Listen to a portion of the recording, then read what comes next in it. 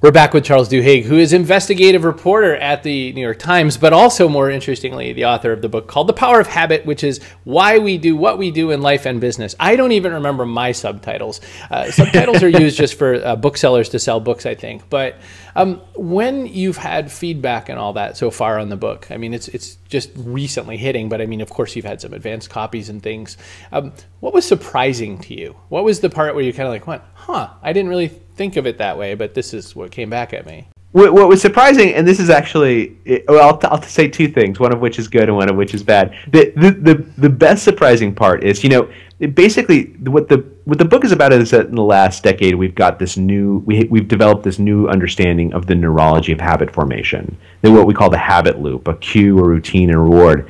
And if you understand the structure of habits according to studies, you can change them. And so what's been really gratifying is people emailing saying, look, I read your book and I've had this one thing that's been bugging me for years, this habit I can't seem to kick, and your book sort of helped me understand why it exists, and I've been able to overcome it. Wow. Which I think all of us feel, right? Like, we're all successful people, we all manage to make it through the day, and yet when we pass the donuts on the table, it's impossible to resist them.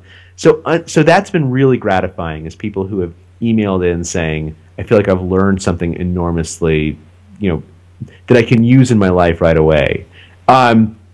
What's been equally surprising to me is people who email who say, I totally don't believe you at all. Like, I think that our habits are set in stone and we can't change them. Because again, the science in the last 10 years, it's been actually kind of revolutionary within, like, you know, video game design, product design, how companies operate. It's been implemented, and yet there seems to be a group of people who just say, you're full of it, man. There's like nothing here. There's nothing here that like can change how I behave every day. And I actually think there's a belief gap there. There's just some people who fundamentally don't like the concept of change. And for them, it's really hard. Well, and you got into that a little bit. I was trying to remember the name of the chapter, and I was going to fail. So the neurology of free will, are we responsible for our habits? I memean, I almost want that at chapter 1, but I understand why it's not. You know, in one way, you're kind of saying, like, you know, well, listen up. You know, you might have got all the way through this book, and you still are saying baloney. But you know, that's why I think you got those emails. I have this joke that, you know, my co-author Julian Smith and I said about trust agents. If they talk to us about the first few pages of the book about it starts with a gangster story, we know they didn't read the book. Like, we know they did that like polite interview thing where they're like, right. Well, that's why I started with chapter 5. By the way, Charles, I was like, so in this part of the book that I read, it's very good, very savvy. So anyway, that's my premise, is that, you know, if they say that, then they clearly didn't read that part, because you really addressed that. I guess, why don't more people, is it just because it's so hard? Why do more people not believe that? Or why are they so willing to say, I'm going to be the way I am for the rest of my life? I think there's two reasons. The first of which, the chapter you mentioned, the last one about the neurology of free will, is a really great example, because the main character in that chapter is a woman who essentially became a gambling addict, right? And we know from brain studies that this is actually an addiction that she essentially had no control over. It was a habit dysfunction. She saw casinos differently than almost everyone else. But when I talked to her, she went to the Supreme Court to argue that she shouldn't have to pay her debts. When I talked to her, she still believes, she fundamentally refuses to take any responsibility really for what happened. Mm-hmm. That it's other people, and I think that's a mentality that people can get really easily into, right? Like, if I take responsibility even a little bit, that means I have an obligation to change. I think the other part of it, though, that's actually as important is whether you have social support, right? So there's a chapter about Tony Dungy, a football coach, and the science of Alcoholics Anonymous. And what both of them found was that in order to win the Super Bowl or stop drinking, you need to believe, and you need a community around you to help cement that belief. Mm-hmm. And I think people who don't have that community, they basically emotionally can't believe that change is possible. Yeah, that's the surprising part and somewhat gratifying part, because I tend to preach a lot about community in business. And I think that it takes a village to steal Hillary's line, because she's not using it. It does, but I mean, it's funny how we don't think that. I'm stuttering because I suddenly started wanting to talk about something different. I assume you're fairly well read. Maybe I'm wrong. Maybe you just watch Adventure Time all day. But when I read a book this good, what I feel is that it's more like you read so much that you just don't want to let anybody down, and you just want to make sure that there's a book someone's going to read. My long-winded answer to a question here.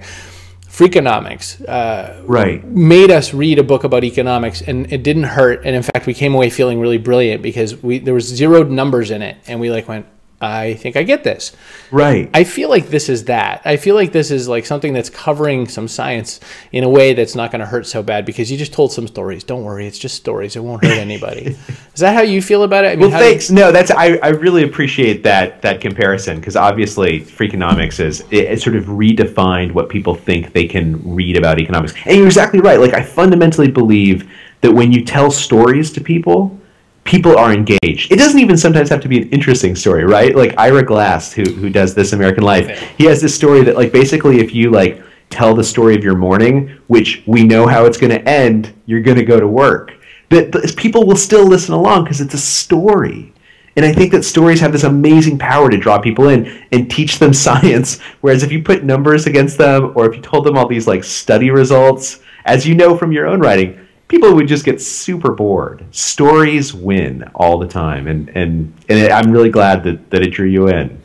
All right, so now you made me totally think of something else because of Ira Glass. When I write, I wish I were Chip and Dan Heath.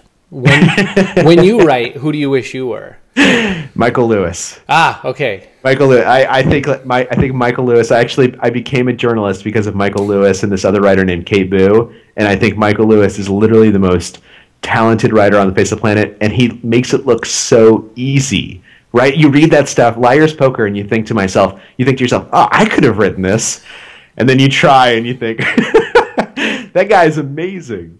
Yeah, when your editor's sending back for the rewrites and saying, this just isn't, I don't get what you're saying here. And you're like, duh, Michael Lewis. Yeah. Chip and Dan Heath are pretty great too, though. I'm huge fans. And your stuff. I've been a big fan of your writing, particularly I love coming to the blog. It's just a great read. Oh, quit it, Charles. All right, so I'm going to wrap this, but one last thing I wanted to ask you was, in the process of doing this, where was I going to go? The whole thing about retail, and you had a great bunch of stories about Starbucks, and you had a great story about Target and all that, and I'm fascinated by that sort of stuff. Paco Underhill books, that whole thing about, you have no idea how much you're being manipulated in the store. Especially because you're an investigative journalist by trade, if musicians go to a movie, they pay attention to the score. If film guys go to the movie, they're wondering how to, I hung out with a bunch of guys from the cable industry, and they could not just sit and drink their beer. They had to look at, artifacts on the basketball game behind the counter. And I was just like, shut up and let's drink. What's that for you, Charles? That's an excellent question. I think that the number one thing it's actually when I meet other people, mm-hmm. I begin thinking immediately about how much I can learn about them that they would probably be uncomfortable. Right? So anyone that I meet, I can basically figure out how much money they earn, whether they own their house, what they paid for their house, if they've ever been sued, if they've been divorced before. I actually have a database that I use all the time, multiple databases, to figure all this stuff out. And it does kind of freak people out. I don't mention it a lot of the time because it's not common to meet someone and them be able to find out in 5 minutes how much money they make and whether they own their house or they ever got divorced. But on the other hand, that's kind of my stock and trade is to figure that stuff out. So I'd say that's the number one thing that occurs to me. That and just looking for what people want to hide. Companies want to hide things from you. But by law, usually they have to admit at least a little bit of it. And so I find I'm more sensitive to that. Last question. Sure. With that in mind, how did you escape being that film at 11 guy? I don't have TV, and when I actually end up somewhere where I'm stuck watching TV, and least of all when it's on a local channel, it's the water you drink could be killing you. Find out at 11. You made it to the Times. You could write that same story and everyone would be like, oh, it could be killing me. It's I've been very lucky in my career. I got an MBA. I was actually an entrepreneur for a little while, and I got an MBA before becoming a journalist. And I spent the summer between my first and second year at the MBA program in private equity. And all day long I'd build financial models, and halfway through I thought to myself, you know, this is literally the most boring thing I've ever done in my entire life, and if I get really good at it, it'll be even more boring. So I became a journalist, and it's been I've been enormously lucky. It's been a great ride. Boy, there's not a lot of journalists out there who are going, I'm so lucky I'm a journalist right now. So hold on to that one, Charles. Charles Duhigg, where can we find you besides in the pages of the New York Times and on every bookshelf that I walk by? You can go to charlesduhigg.com or thepowerofhabit.com. And if anyone wants to email me, I'd love to hear from you. I'm just charles@charlesduhigg.com. Super. Thanks so much for your time. Thank you for having me.